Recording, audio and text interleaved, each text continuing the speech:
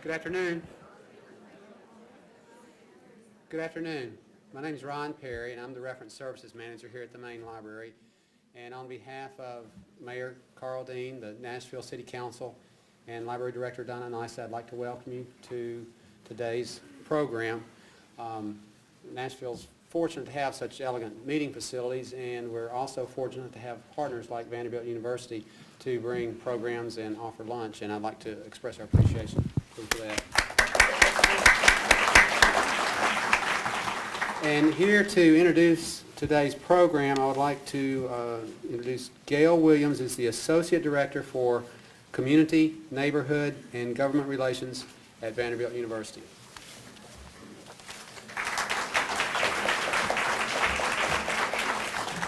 Good afternoon. I think we're at noon now. It's good to see everybody today. On behalf of Vanderbilt University, I'm pleased to welcome everyone today and welcome you again to another provocative afternoon with David Wood. But before we go any further, I'd like to just ask each of you at some point today to think about the victims who have been ravaged by the storms yesterday and early this morning. So as we go throughout our day, let's all take a moment and think about those individuals. We are so lucky to have David Wood to do these programs for us and come and share this intellectual conversation with us. It's always a pleasure, and it's always my pleasure when I get the opportunity to introduce him. Our program is exciting today, is interesting, and is very relevant. So at this point, I'm going to introduce David Wood, our Centennial Professor of Philosophy at Vanderbilt University. And again, welcome everyone.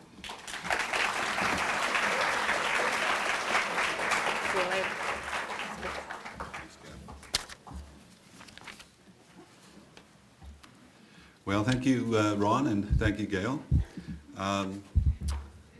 Glad you could all get here. Some of us didn't get to sleep last night with all that lightning and tornadoes and so on. Our speaker today, Kelly Oliver, will not just add a philosophical flavor to our proceedings. She is a card-carrying philosopher. She received her PhD in philosophy from Northwestern in 1987, and she subsequently taught at the University of Texas in Austin. We recruited her from SUNY Stony Brook about 3 years ago. 4 years ago? 3 years ago, where she'd been a very successful chair of the department, and she's become rapidly a prominent, highly visible, and well-loved colleague in our department, where she's one of our W. Alton Jones Professors of Philosophy. She lectures widely all over the country, and indeed in other countries. She's been honored with appointments to many executive positions in professional philosophical associations. She's in demand everywhere. Whenever I think of organizing something, I wonder whether I can persuade Kelly to take part. And I'm truly delighted she could join us here today. Her most recent book, which we're kind of celebrating today, and there are hundreds of copies just out here, and she's going to be doing a signing afterwards if you want to come up and get one, is called Women as Weapons of War. It's the same as the title of her talk today. Then I think the subtitle is Iraq, Sex and the Media. And this is, I think, her 8th authored book. Before that, there was Reading Kristeva, Womanizing Nietzsche, Family Values, Subjectivity Without Subjects from Abject Fathers to Desiring Mothers, Witnessing Beyond Recognition, a book called Noir Anxiety, co-authored with Benigno Trigo, and The Colonization of Psychic Space, a psychoanalytic social theory of oppression. Well, what unites all these wonderful books? In all her work, Kelly explores how we might best think of what it is to be an ethical subject. In particular, understanding how we need not only, we don't have to relate to others with violence and confrontation. She understands psychoanalytic theory as having an essentially intersubjective dimension and develops a sense of selfhood as both something in process rather than fixed and static, and as essentially relational and open to difference and to interruption. My sense is that she begins from a whole set of theoretical and very concrete and practical feminist concerns, and then broadens out to embrace questions of race and nationality, always on the lookout for the possibilities of peace. She's currently working on a book on animal pedagogy, exploring ways in which key European philosophers from Rousseau to Derrida thought about our relations to animals. Well, today, Kelly Oliver is going to give us something of an introduction to her latest book on women as weapons of war. The images of prisoners at Abu Ghraib, menaced by prison guard Linda England and by attack dogs, are ones that many of us would like to forget. But we're haunted by them. Is this the kind of war we want to be involved in? What is going on? What's revealed by these photographs? And what is happening to us? French philosopher Jean-Paul Sartre once famously praised phenomenology for enabling us to philosophize about a wine glass. That's one way of making philosophy less abstract. Kelly Oliver takes us all too concretely to the troubled center of our current reality. Kelly is going to talk to us today about women as weapons of war. Kelly Oliver.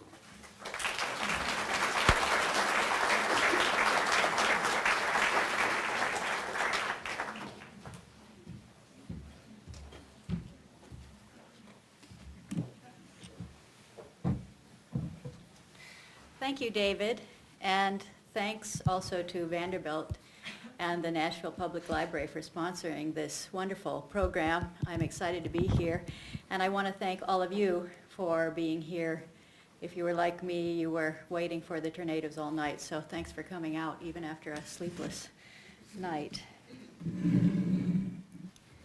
As David said, this work that I'm going to present today is from the book Women as Weapons of War.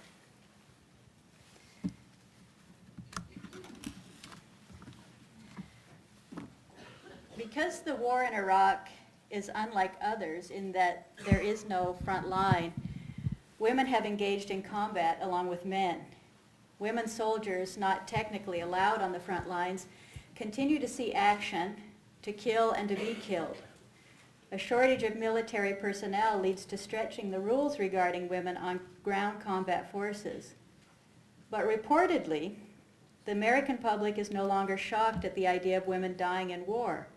According to the media, there's no more attention paid to fallen women than fallen men.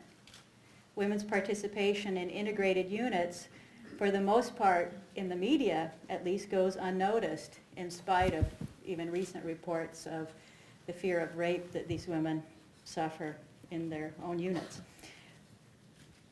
The women in these units adjust by using newer forms of birth control to make their periods less frequent or eliminate them altogether. And the military has dispersed a portable urination device that the women soldiers call a weenus for long road trips. They find ways of adapting their bodies to the male standards of war.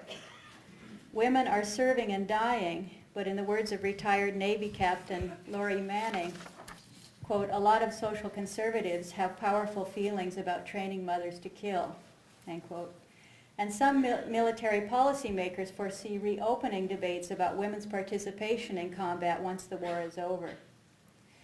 It's telling that although women's deaths in Iraq get little attention in the media or from the American public, of course with the exception of the people directly affected, women's involvement in abusive treatment of detainees at Abu Ghraib prison in Iraq and Guantanamo Bay prison in Cuba continue to haunt debates over acceptable interrogation techniques and American sentiments toward the war.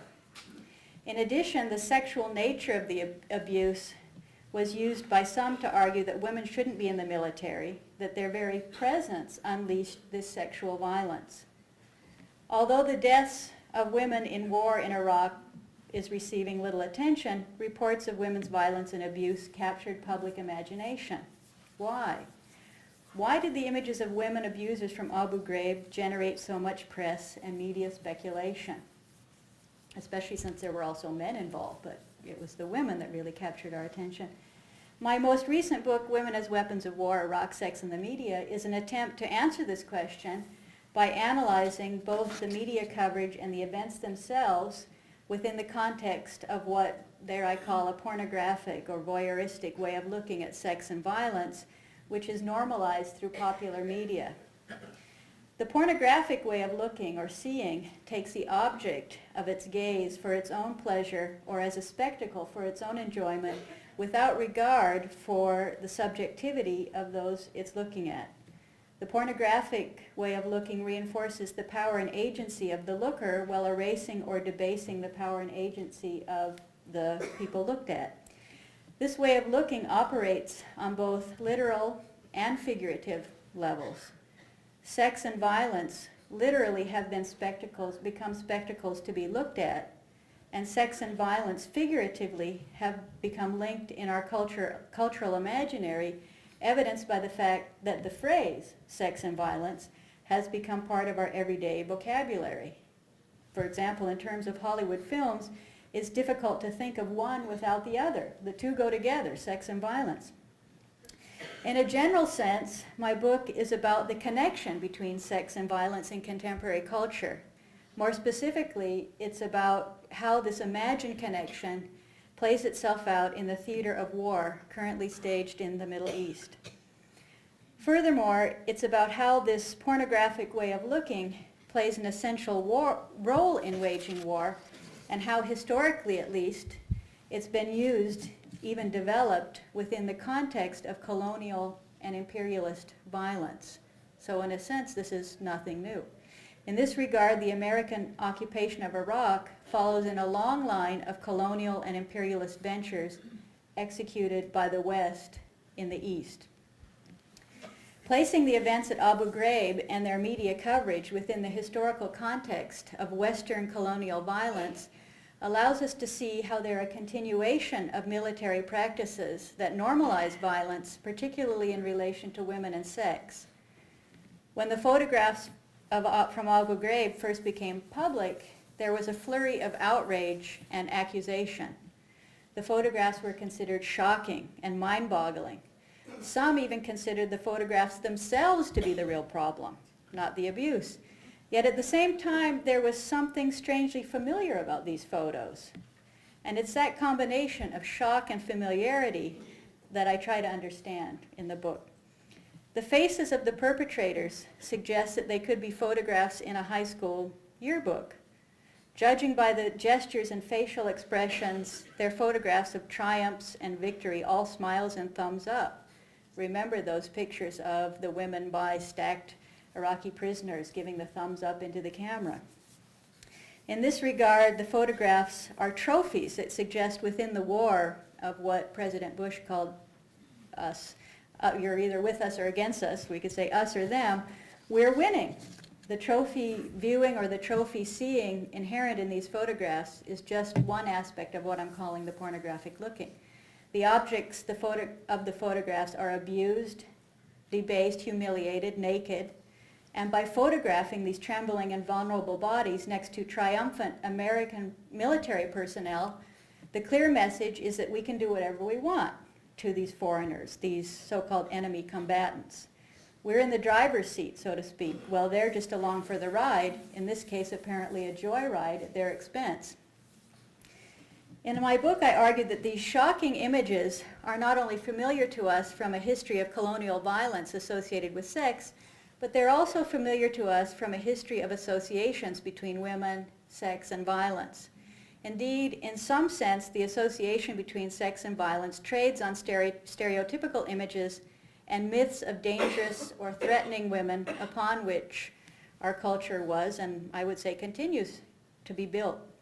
Women have been associated with the downfall of man since Eve supposedly tempted Adam with forbidden fruit. Here I analyze the literal and conceptual images of women from war in the Middle East, including Afghanistan, Iraq, and Palestine, in terms of both the legacy of colonial imperialism and the legacy of patriarchal associations between women, sex, and death. I try to peel away layers of visual and rhetorical meaning in an attempt to understand the deeper significance of the use of women by the military in order, as they say, to soften up prisoners, in order to understand the images of burqa-clad women shopping in Afghanistan that we saw after the invasion of Afghanistan, to understand the defense that the Abu Ghraib perpetrators, as they said, were just having fun, which is what they said at their trial, and to understand the technologies of war reporting, such as embedded journalism, along with the connection between, as I said, sex and violence in recent Hollywood films. By interpreting these various events and images as they function within the larger context of culture, whose primary forms of entertainment seem to revolve around sex and violence, I think we can learn more about the function of women in this economy of violence. Moreover, by interpreting these events and images within the context of a cultural imaginary gripped by sex and violence, hopefully we can begin to understand our own investments in violence. And the ultimate hope is that by understanding our own investments in violence, we can start to short-circuit violent urges and stop acting out our violent fantasies in the real world. In the case of Abu Ghraib, the fact that women seemingly forced men into sexual postures confused even human rights organizations as they tried to classify, even identify these actions as abuse. The sexual natures of the photographs makes us uneasy. On the one hand, the perky grins and cheerleader smiles, as they were called in the media, on the faces of these teenage girls seems out of place in the theater of war. But the very idea that women can be interrogation tools plays on age-old fears of women and the fantasy of female sexuality as a threatening weapon. The familiarity of this connection between women's sex and weapon makes the images uncanny, as strange as they are mundane.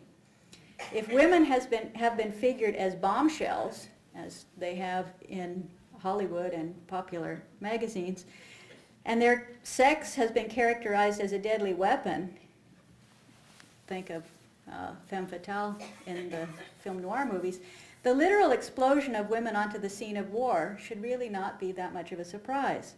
From mythological characters such as Medusa and Jocasta, to biblical figures such as Eve, Salome, Delilah, or Judith, to contemporary Hollywood femme fatales, women's sexuality has been imagined as dangerous, as a lure that is the downfall of men. Perhaps even more so because we imagine it can be wielded by women as a weapon against men. Perhaps the most extreme example of this fantasy, as it appears in recent military engagement, is the seemingly intentional use of female sexuality as a top secret, classified, according to the military, interrogation technique in Guantanamo Bay prison, where reportedly women interrogators stripped off their uniforms, rubbed up against prisoners, and threatened them with fake menstrual blood as a technique to soften up especially recalcitrant Muslim men. Army Sergeant Eric Saar, who worked as a translator at Guantanamo Bay Prison, describes these various interrogation techniques used at Guantanamo Bay Prison that he says compromised the Geneva Convention in a book that came out a couple years ago. But one session in particular caught the public's attention, a midnight session in which a female Army interrogator unbuttoned her uniform, quote from this translator who was there, almost like a stripper, and rubbed her breasts against the prisoner's back, and then later placed her hands in her pants and wiped fake menstrual blood on the prisoner's face that turned out to be red ink. Saar remarks that, quote, had someone come to me before I left for Gitmo, which is what they call Guantanamo Bay prison, and told me that we would use women to sexually torment detainees in interrogations to try to sever their relationship with God, I would probably have thought that sounded fine. But I hated myself when I walked out of that room, even though I was pretty sure we were talking to a piece of shit in there. What does it mean when the... Oh, that's the end of the quote. Okay. So my question is, what does it mean when the enemy is characterized as shit and when menstrual blood is used as a weapon of war? In January 2005, before the publication of Saar's book, 9 pages of his manuscript held by the Pentagon were leaked to the press. The pages described the female interrogators using sexual touching, provocative clothing, including miniskirts, bras, and thong underwear, and this fake menstrual blood incident, to break, as they said, Muslim prisoners by making them unclean and therefore unworthy to pray. These pages were accompanied by a letter from Guantanamo officials in which they marked for deletion a section describing a Saudi prisoner whose face was smeared with the red ink from the pants of his female interrogator who told him it was menstrual blood. The officials marked the section secret in big letters, advising the Pentagon that it revealed, quote, interrogation methods and techniques that were classified. So it seems that menstrual blood has become, or fake menstrual blood, has become a top secret interrogation technique. As bizarre as this sounds, in a way it should be no surprise since within patriarchal cultures of all varieties, menstrual blood represents the abject and unclean. Perhaps menstrual blood is imagined as threatening because it provokes fears of women's procreative powers, the power of life that can never be completely controlled. Even within Western cultures that consider themselves liberated, like ours, menstrual blood is not commonly considered an appropriate topic for art or conversation or public consumption, should I say. Menstrual blood is shocking, and popular culture typically avoids it altogether. The South Park film in which one male character says to another, there's something wrong with an animal that bleeds for 5 days and doesn't die, is a telling exception. In an interview, philosopher Angela Davis, who by the way will be visiting Vanderbilt this spring, challenges the notion that these forms of abuse are effective because they're specifically designed to violate cultural taboos of Muslim men. She says that's why they were used as interrogation techniques against Muslim men who would feel unclean. But Angela Davis says, quote, I'm always suspicious when culture is deployed as a strategy or an answer because culture is so much more complicated. The apparent cultured explanation of these forms of abuse reveals a very trivial notion of culture. Why is it assumed that a non-Muslim man approached by a female interrogator dressed as a dominatrix, attempting to smear menstrual blood on him, would react any differently from a Muslim man? These assumptions about culture are themselves racist, she says. Even Eric Saar's somewhat self-congratulatory account of his disapproval of Army interrogation techniques suggests that the invocation of menstrual blood, more than any other technique he describes, made him feel unclean. He describes taking a shower after the session and says, quote, there wasn't enough hot water in all of Cuba to make me feel clean. I sat down in our filthy tub and let the hot water hit my head and the steam thicken the air as I cried. I sat there for half an hour. When I finally laid down in bed, I just stared at the ceiling. Sleep kept being chased away by the shame. In his account of his participation in various abuses at Guantanamo, this is the only time that Saar mentions feeling unclean and crying. Saar took the shower that the female interrogator threatened would be denied the prisoner, in a sense. Even as he reports his horror at the use of fake menstrual blood as an interrogation tactic, Saar's account makes manifest his own disgust, not just at the military, but also at the specter of menstrual blood. Although late-night television had a heyday with jokes about thong-clad women interrogators torturing male prisoners, the fake menstrual blood didn't quite fit with the S&M fantasy of the dominatrix. Although in the popular imaginary menstrual blood is not alone in the category of gross bodily fluids, you still don't see menstrual blood showing up in Hollywood films that recently are filled with vomit, semen jokes, and toilet scenes. If it did, imagine the transformation in Something About Mary's special hair gel, if you remember that one. The military's use of menstrual blood as an interrogation method makes apparent the imagined threat of menstruation within patriarchal cultures, most particularly our own. The imagined threat is made explicit when menstrual blood becomes part of the arsenal of sexual tactics used by the military. The use of women both in Guantanamo and at Abu Ghraib prison in Iraq have been described as techniques to soften up, as they say, prisoners. I argue in the book that the use of women in these situations also works to soften up public perceptions of abuse and torture. The image of Private First Class Lindy England holding a leash wrapped around the neck of a prisoner, cigarette dangling from her mouth, caused international shock and awe and rekindled debates over the presence of women in the military. But it didn't take long for the public to recognize in these images the dominatrix familiar from popular culture and pornography, which, by the way, is very popular with military personnel. The fantasy is that women's bodies and female sexuality are in themselves dangerous. News media repeatedly describes women soldiers as weapons. Women warriors are not referred to as women with weapons or women carrying bombs, but their very bodies are imagined as dangerous. For example, a columnist for the New York Times said, quote, "An example of the most astounding modern weapon in the Western arsenal was named Claire, with a machine gun in her arms and a flower in her helmet." And after news broke about female interrogators at Guantanamo Bay Prison, a Time magazine headline read, "Female sexuality used as a weapon."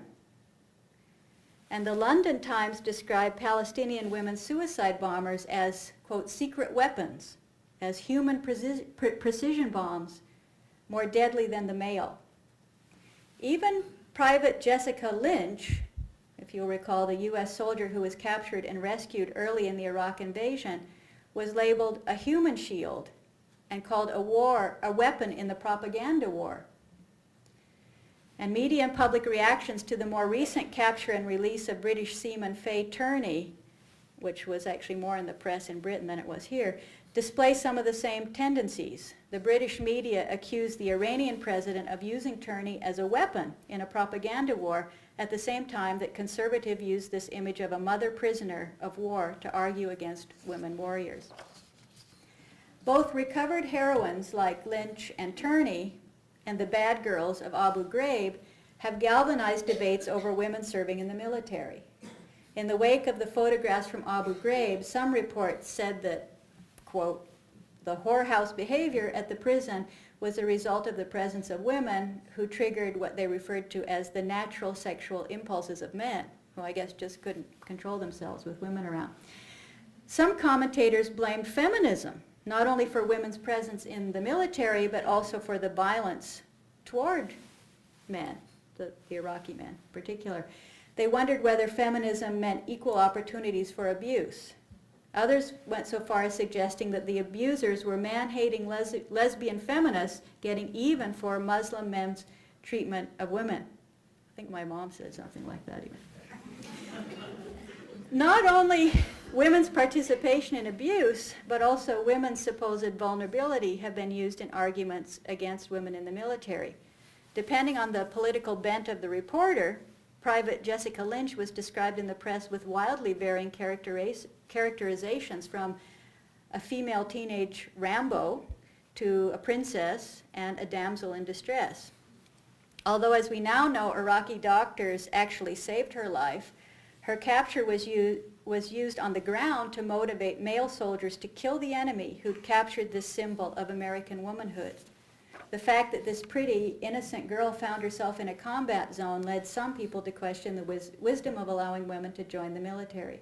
Similar questions appeared after the capture of Seaman Turney. Many people wondered why a mother of a 3-year-old was in the Navy in the first place. Like Lynch, Turney captured the hearts of people back home who saw her as a heroine, a brave example of English womanhood. Much of the public outrage, however, was over the fact that Turney was forced to wear a headscarf while in captivity. One British feminist historian wrote that the shapeless garments and a headscarf made Turney appear as, quote, "a nobody, a vulnerable, defenseless little woman." And photos circulated after her release showing her holding the floral headscarf between her index finger and thumb as if they were a dirty rag. In the Western imaginary, the veil or headscarf has become a symbol of women's oppression, even more important than, it seems, education or career status as a measure of women's rights. Women's freedom has become defined in terms of the right to bear arms, we might say. That is to show your arms. And the freedom to shop for clothing. Some feminists in Afghanistan and Iraq, on the other hand, are actually donning hijab, or the headscarf, as a statement of protest against U.S. occupation. Well, we might interpret wearing a veil or hijab as a form of oppression. Women in Muslim countries might see ideals of femininity and ideals of motherhood in the U.S. and Britain as oppressive. Indeed, by pointing to the lack of women's freedoms elsewhere, it seems to me we ignore the ways in which women are still coerced at home, where ideals of femininity lead young girls to eating disorders. Religious conservatives try to prevent young women from using birth control and limit their access to abortions. Women continue to have the lioness's share of childcare, where soccer moms resort to caffeine, Prozac, and sleeping pills to maintain their busy schedules, and most people living in poverty in the United States are women and children. It's telling that conservative politicians employ feminist rhetoric to justify war, even as they cut programs that help women at home, including welfare, state-sponsored child care, Planned Parenthood, and affirmative action. They can simultaneously blame feminism for abusive women at Abu Ghraib and invade Afghanistan to liberate women. U.S. justifications for the invasions in Iraq, and especially in Afghanistan, revolve around what literary scholar Gayatri Spivak calls Western imperialist discourse of saving brown women from brown men. Selective appropriation of feminism and concern for women have become essential to imperialist discourses. For example, at the turn of the 19th century, English Lord Cromer, who was the British Consul General in Egypt, founded the Men's League for opposing women's suffrage in England, at the same time that he used arguments about women's oppression to justify the occupation of Egypt. Sound familiar? And in the 1950s, much of the rhetoric used to justify French colonial rule in Algeria focused on the plight of women, whose oppression was seen as epitomized by the veil. And we've seen a similar concern with the veil in recent media used to justify military action in Afghanistan, where the burqa and veil become the most emblematic signs of women's oppression. The media was full of articles referring to the U.S. invasion as liberating Afghan women by unveiling them. And President Bush talked about freeing, quote, women of cover. If you look closely at these articles, however, the freedom that we're bringing to these women is repeatedly figured as the freedom to shop, which suggests that the notion of American freedom offered to the rest of the world through war can be reduced to the freedom of the market. Within this rhetoric, women's right to shop and dress as they please becomes the watermark for global freedom. Women's right to bear arms is taken as a sign of freedom and progress. The irony is that conservatives will use feminism when it suits their purposes and defame it when it doesn't.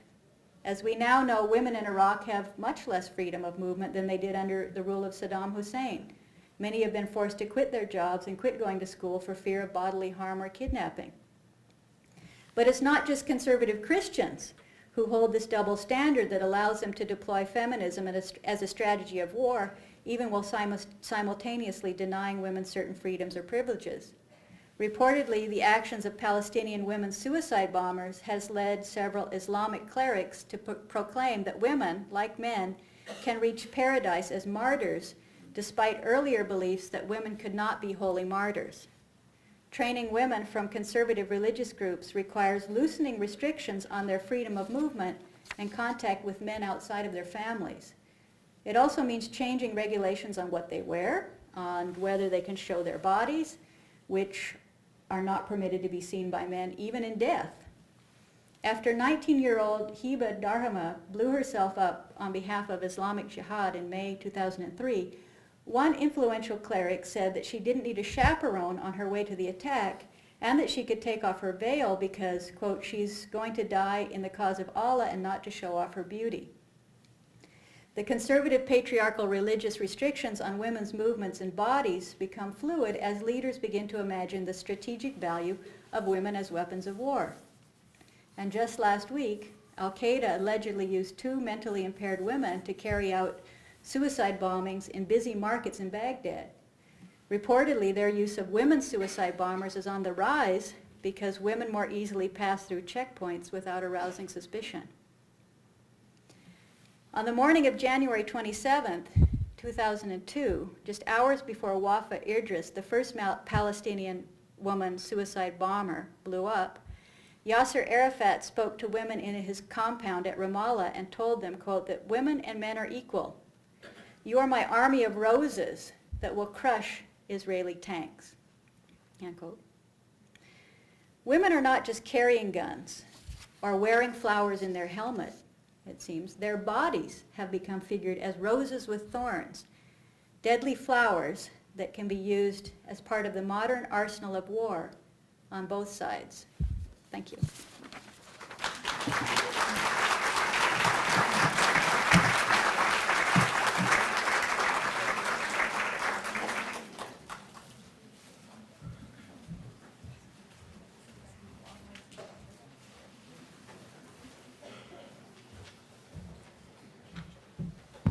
Thank you very much, Kelly. Before we open this up to the audience for more questions, I'm going to just ask Kelly a few questions here in the form of a conversation. And I guess the first question I would put to you would go something like this. You're talking about the way in which women are being used as instruments in war. And I suppose just to be very callous about it, if you're going to have a war in the first place, wouldn't you use any instruments at all? I mean, in other words, the symbolic power of menstrual blood or of taunting men with their vulnerability in the face of sexuality. I mean, isn't war already so bad and such an unusual and strange and condition that women are just another of the awful instruments that are used? I mean, you think of nerve gas and other forms of torture and terror. I mean, is there anything special about, what is it that's special about using women, given that war is already the most sort of horrific circumstance you could find yourself in? I mean, did you see the sort of question I'm asking? I mean, everything you've described, sort of frightens the life out of me and pulls a veil back over the sorts of things that we seem to be willing to do to pursue our cause. But once you see it, should we be surprised? And if you take the point I think that you were making at the beginning of your talk, that this maybe some of these techniques are new, but the use of women in war is not new, that it's prolonged. Is this just part of the awful thing that we call war? That's a good question. Is this on? That's all.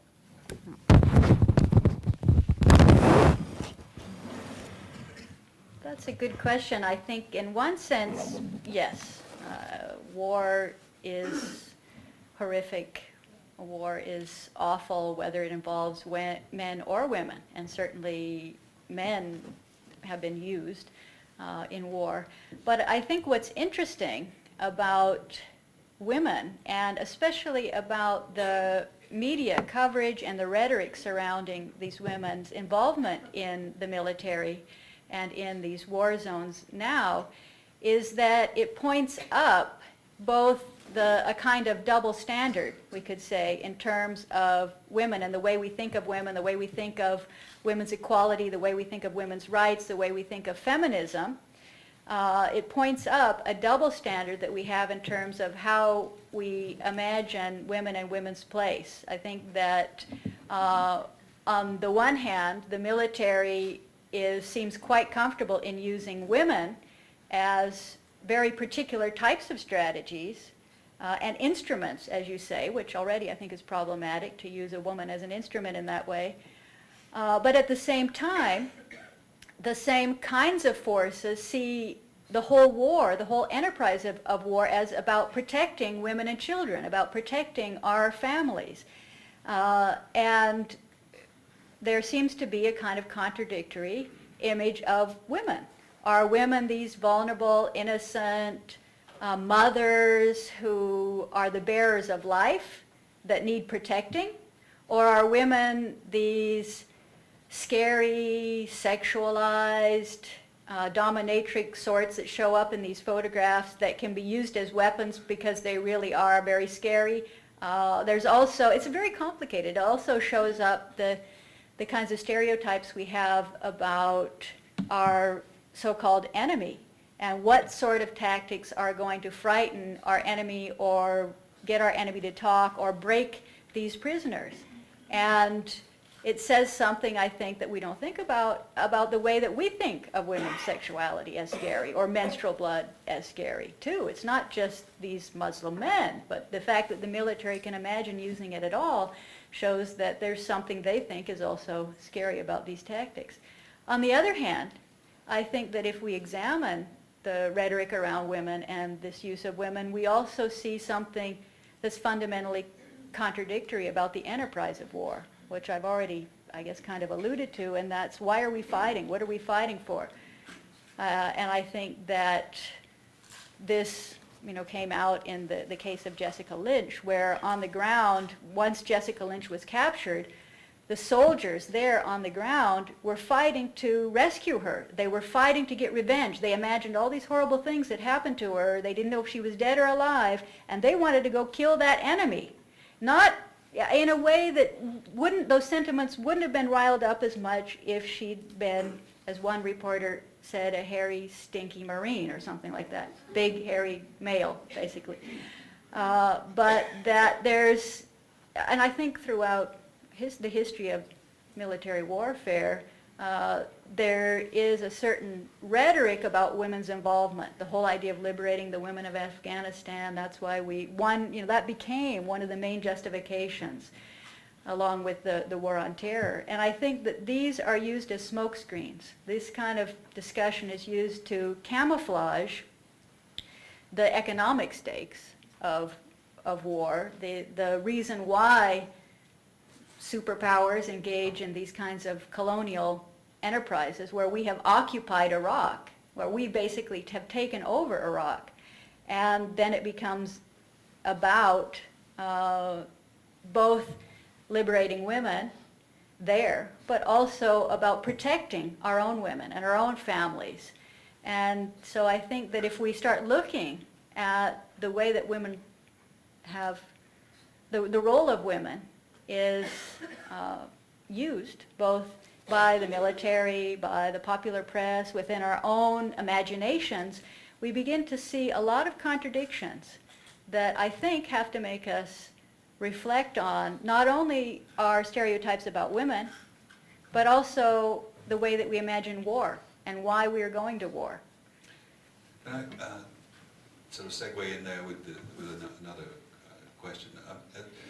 Looking through, all these books you've been writing, it seems to me there is a kind of growing theme, and you're interested in a kind of a relational subject, or trying to think through what it is to be a self that isn't just an isolated being that relates to other selves in a violent way, but is essentially relational, interactive, and so on.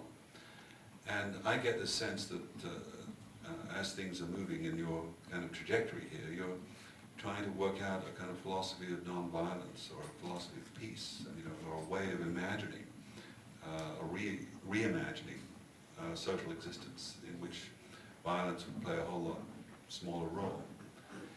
I was reading a philosopher the other day, and I stumbled across this line that really upset me.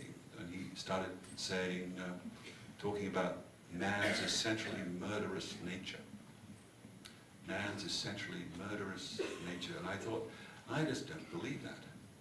I don't think we have an essentially murderous nature. But I thought I'd maybe ask you this question. I mean,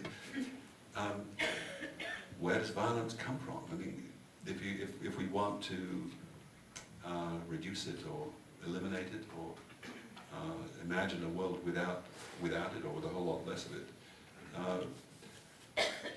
how do we get there? I mean, what can you? It's a tall order. You got 2 minutes. Thanks, David. It's a tall order. Well, I think that if we start with the idea that man or human beings are essentially violent, then we have a difficult time imagining peace or a world without violence. I agree with you that seems a problematic way to start.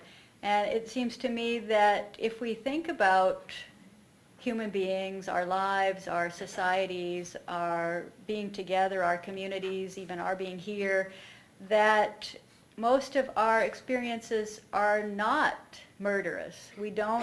Most of us don't murder each other. I mean, we do have wars, and in the name of wars, we murder without calling it murder. We kill without calling it murder.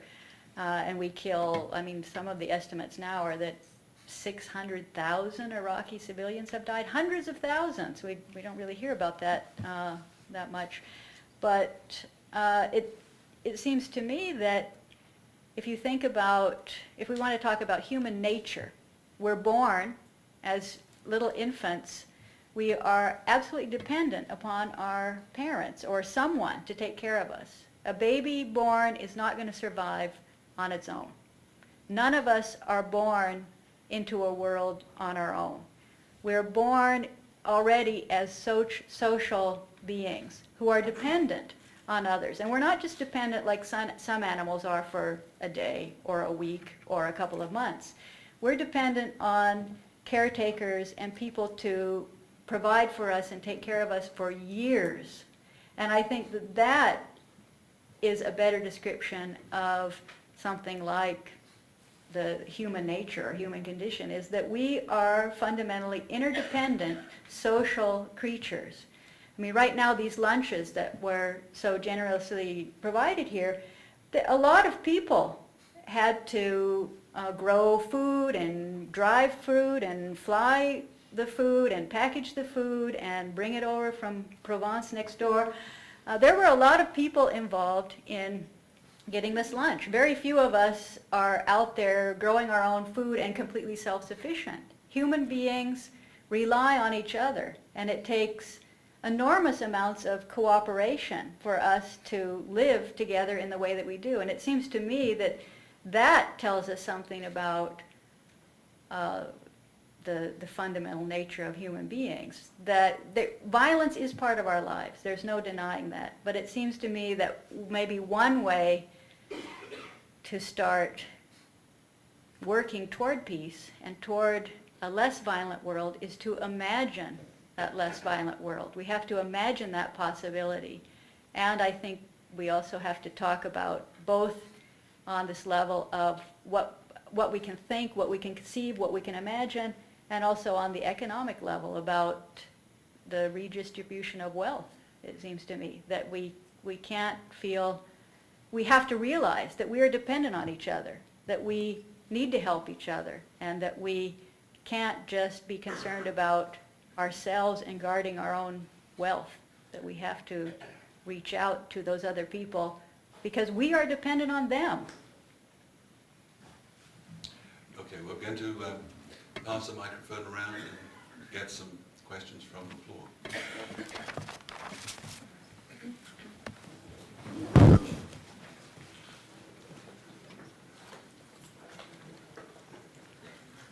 Okay, we'll on the front and then the lady back there. Yeah. This is actually more of a comment, but I first want to thank you for these thoughts. I'm glad somebody's actually addressing this. The comment I wanted to make was, You're talking about all this horrific torture, and yet they always made the point of saying it was fake menstrual blood. These soldiers couldn't even deal with menstrual blood on their own sake, even though there are incidences of these soldiers urinating on Qurans and things like that. It's not just women's sexuality that these people are afraid of, though. There could be, I mean, these male soldiers forcing some kind of sexuality on these people would have been just as offensive to them, but they don't use that. They only use them against each other. And one other comment is that in the 70s there was a bumper sticker that said, "War is menstruation envy." And I think that's sort of appropriate in this case. Thank you. Thank you. Yes, Lady Magda. Isn't this just another medium to justify imperialistic policy? With these images of women as conquerors of these foreign men, isn't this just another way to justify that these prisoners' treatments? In other words, if even a woman can dominate these men, then aren't they deserving of any treatment or torture we can give them? Okay, thank you. I guess that was a rhetorical question. Yes, the lady right back then. Okay. Can you just wait for the mic?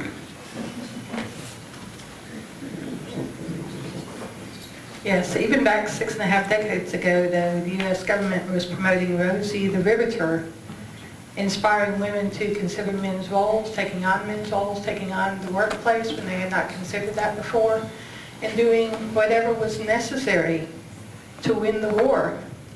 Do you think that the Afghanistani and the Iraqi women would be inspired by Rosie the Riveter?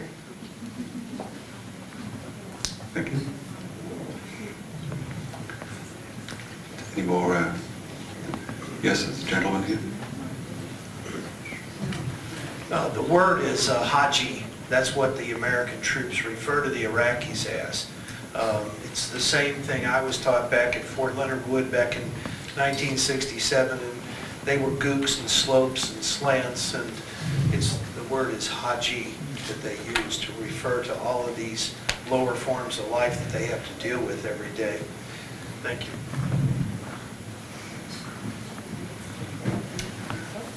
Any more comments or questions? Yes, lady here.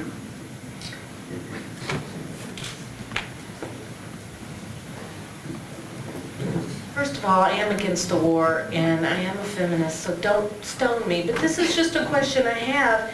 If men and women are equal, and they do use men as weapons, and I've known soldiers who are not just here to protect women and children, they're fighting for the whole United States, are we not then being sexist when we say, well, women can't be used as weapons? They can't be fighting because it's that sort of, where do we stop? If women and men are equal, where do we stop that? What is good for men and what is good for women? Okay, thank you. Do you want to get a start on those? Yeah, That might be okay. good. I don't have room on my page to write anymore. Thank you very much for those thoughtful questions. I guess I'll start with the last question back. I wasn't actually suggesting that women should not be in the military or women that should not be warriors, although I do think that given recent reports that something like 3/4 of the women coming back not only suffer from the post-traumatic stress of the war the way the men do, but also from sexual trauma at the hands of their own male counterparts, that the military really needs to reform itself or do something to address this problem that women are having to fight not only the enemy but also the men in their units. So I think that is a big problem and a challenge that the military is going to have to overcome before women can really equally participate in the military. But I think that what is interesting and telling and that we have to think about in the media is that women are called weapons. Their bodies are called weapons. They're called precision bombs. Their female sexuality is called a weapon. The men are called soldiers who carry machine guns or who drive the tanks. They are not actually, their bodies are not described as the weapons themselves. So that's what, in fact, that's how I started even thinking about this. I kept seeing this in the mainstream media, and I thought that is really weird because the women's bodies over and over, and if you start looking, it's just all over the place, where it's the women's bodies themselves that become figured as a dangerous weapon, not the guns they're carrying or the bombs they strap to their bodies even, in a way that's different from the way that men's violence in warfare is talked about. And I think that that has to make us think about how we imagine women's bodies. So that's what I would say to that, which I think is a very good question. It's a very complicated question, because once you go down the path of the military and war, then the whole question of should men and women women's equality becomes a little weird. Should women have the equal opportunity to kill others and be killed? Well, I don't know. That makes me kind of uncomfortable. But not because I think that women, can't do the job, but that maybe we should really think about anybody being sent off to kill or be killed.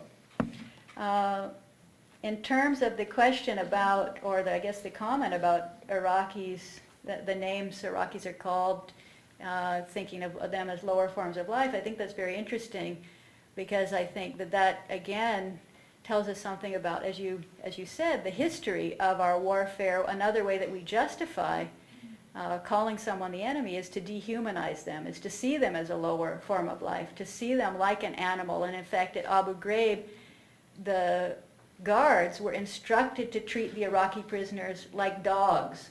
And then we see them with an Iraqi prisoner on a leash. They would make the Iraqi prisoners bark.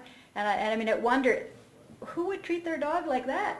That's another question that got me thinking, and as David said, I'm now working on questions of the animal and our relationship to animals. Do we really think of animals with such a, low regard that we think we can treat them like we treat the Iraqi prisoners? I wonder. In terms of, I appreciate, I agree with the comments about the first comments about the use of women in the way that we don't use men, and the imperialist policy that these images to show even more of a triumph. Like you said, if women can do this, then these must be right. The woman has the man on a leash. But I also think that they are images that are familiar to us from pornography and the image of the dominatrix that is especially familiar, I think, to the military personnel that are then kind of imitating these images, even for their own pleasure. It turned out that some of these images, the so-called ringleader, Charles Granner, gave some of these photographs to Lindy England as a birthday present, and that they circulated these photographs as part of their own sex lives, and that they photographed their own sex between each other along with the stuff going on with the prisoners. So it was all very, very strange things going on there that I think involved very much the association between women and sex and the use of women, and kind of echoing pornography. In terms of the question about Rosie the Riveter, I think that's a very difficult question. I'm not sure of the point of your question, the motivation of your question, but what I hear is a couple of different issues.